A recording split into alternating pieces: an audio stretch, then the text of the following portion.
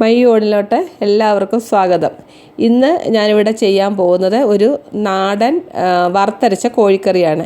ഇത് എൻ്റെ അമ്മയൊക്കെ എൻ്റെയൊക്കെ കുഞ്ഞുകാലത്ത് ചെയ്തുകൊണ്ടിരുന്ന ആ ഒരു രീതിയിലാണ് ഇന്ന് ഞാനിവിടെ ഈ ചിക്കൻ കറി ഉണ്ടാക്കാൻ പോകുന്നത്. ഇത് ഒരു ഏകദേശം 1.5 കിലോ ചിക്കനാണ്. ഇതിലോട്ട് നമുക്ക് കുറച്ച് ഉപ്പിട്ടിട്ട് വെള്ളം ഒഴിച്ച് ഒരു 10 മിനിറ്റ് വയ്ക്കുക. അതിൻ്റെ ആ ഒരു ചീത്ത സ്മെല്ലൊക്കെ പോയി നല്ലതായിട്ട് നമുക്ക് കഴുകിയെടുക്കാം. ഇതിലോട്ട് നമുക്ക് ആവശ്യത്തിനുള്ള തേങ്ങ, ഒരു മുറി തേങ്ങ ചിരവിയ പീരയാണിത്. ഇത് നമുക്ക് ചീനച്ചട്ടിക്കകത്തോട്ടിട്ട് ഇതിൽ കുറച്ച് മസാലകൾ, നമ്മുടെ ഗരം മസാല വേണം. അതായത് പരിഞ്ജീരകം, ഗ്രാമ്പൂ, പട്ട, ഏലക്ക, തക്കോലം, മുഴുവനുള്ള കുരുമുളക്, ഇത്രയും കൂടെ ഇട്ടിട്ട് നമുക്ക് കുറച്ച് കരിവേപ്പില ഇട്ട് നമുക്ക് ലേശം വെളിച്ചെണ്ണയും കൂടെ ഒഴിച്ചിട്ട് നല്ലൊന്ന് ചുമന്ന് വരുമ്പോൾ അതിനകത്തോട്ട് കുറച്ച് മല്ലിപ്പൊടി, മുളക് പൊടി എല്ലാം കൂടെ ചേർത്ത് ഒന്ന് മൂത്ത് സ്റ്റൗ ഓഫ് ചെയ്യാം. അല്ലെന്നുണ്ടെങ്കിൽ തീ കൂടിയിട്ട് പൊടി ആയതുകൊണ്ടെല്ലാം കരിഞ്ഞു പോകും. ഒരു സ്റ്റൗ ഓഫ് ചെയ്തിട്ട് ആ ചീനച്ചട്ടിയുടെ ചൂടിൽ തന്നെ അതെല്ലാം മൂത്ത് നമുക്ക് മിക്സിക്കകത്തോട്ട് ഇട്ട് ഇത് തണുത്തതിന് ശേഷം പൊടിച്ചെടുക്കാം. ഇപ്പോൾ ചീനച്ചട്ടി ചൂടായതിന് ശേഷം അതിലോട്ട് നമുക്കൊരു 4 ടേബിൾ സ്പൂൺ വെളിച്ചെണ്ണ ഒഴിച്ച് കൊടുക്കാം. അതിനുശേഷം അതിലോട്ട് നമുക്ക് ആവശ്യത്തിനുള്ള സബോള അരിഞ്ഞു വെച്ചിട്ടുണ്ട്. സബോള, ഇഞ്ചി, വെളുത്തുള്ളി, പച്ചമുളക്, തേങ്ങാക്കൊത്ത്, ഇത്രയും സാധനം നമ്മൾ ഇതിനകത്തിട്ട് നല്ലതായിട്ട് വഴറ്റിയെടുക്കണം.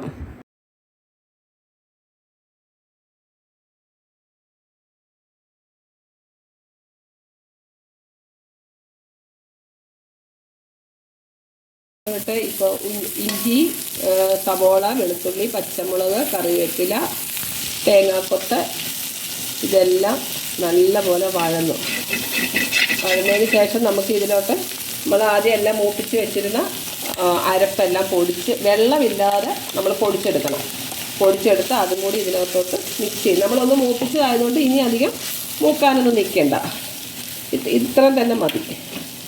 നല്ലതായിട്ട് ഒന്ന് എല്ലാം കൂടെ ഒന്ന് യോജിപ്പിച്ചതിന് ശേഷം അതിലോട്ട് നമുക്ക് ചിക്കൻ ഇട്ട് കൊടുക്കാം.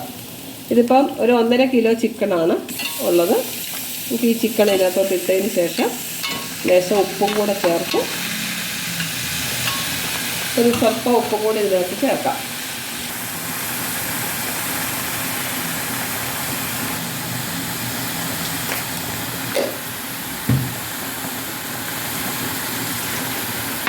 ഉപ്പ് ചേർത്ത് നമുക്ക് നല്ലപോലെ ഇതൊന്ന് ഇളക്കി, വെള്ളം വേണ്ട, സ്വല്പം പോലും വെള്ളം വേണ്ട. എന്ന് വെച്ചാൽ ഈ ചിക്കന് നമ്മളിതെല്ലാം കൂടെ ചേർത്ത് ഒന്ന് അടച്ച് ഒരു 5-6 മിനിറ്റ് വെച്ച് കഴിയുമ്പം ഇതിനകത്തുനിന്ന് തന്നെ വെള്ളം ഊറി ഇറങ്ങി വരുന്നുണ്ട്.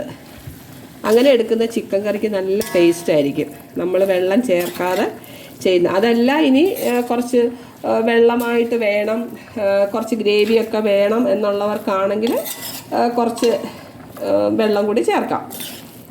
അല്ലാത്ത ശരിക്കും നമ്മൾ ഇങ്ങനെ തന്നെ ചെയ്യുന്നതാണ് ചിക്കൻ കറി എപ്പോഴും നല്ല ടേസ്റ്റിൽ നമുക്ക് കിട്ടുന്നത്. പണ്ടൊക്കെ നമ്മൾ ഇതേപോലാണ് ചിക്കൻ കറി വെച്ചോണ്ടിരുന്നത്. ഒരു പ്രത്യേകത എന്താണെന്ന് വെച്ചാൽ ഈ അരപ്പെല്ലാം നമ്മൾ അരകല്ലിലായിരുന്നു പണ്ട് കാലത്തൊക്കെ ചെയ്തുകൊണ്ടിരുന്നത്. ഇപ്പം നമ്മൾ എളുപ്പത്തിനെല്ലാം മിക്സിക്കകത്താണ് എല്ലാ പരിപാടിയും നമ്മൾ ചെയ്യുന്നത്.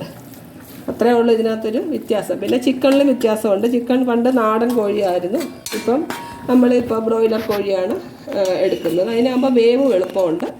എല്ലാം കഴിഞ്ഞ് റെഡിയായി. നമുക്കൊരു 10 മിനിറ്റ് ഇതൊന്ന് അടച്ച് വയ്ക്കാം.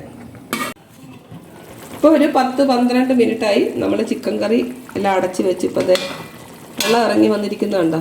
കുറച്ച് കരിവേപ്പിലയും കൂടി ഇടാം, ഒന്നും കൂടി ഒന്ന് ഇളക്കി കൊടുക്കാം. ഉണ്ടോ, ഒരു തുള്ളി വെള്ളം ചേർത്തിട്ടില്ല, വെള്ളം ഇറങ്ങി വന്നതുണ്ടോ ചിക്കൻ കറിയുടെ. ഒരു 10-12 മിനിറ്റായി ഇപ്പോൾ ഏകദേശം. ഓൾമോസ്റ്റ് ചിക്കൻ വെന്തിട്ടുണ്ട്. എന്നാലും നമുക്കൊരു 5 മിനിറ്റും കൂടെ ചെറിയ തീയിൽ വെച്ച് കഴിയുമ്പോൾ നമ്മുടെ ചിക്കൻ വറുത്തരച്ച നാടൻ ചിക്കൻ കറി തയ്യാർ.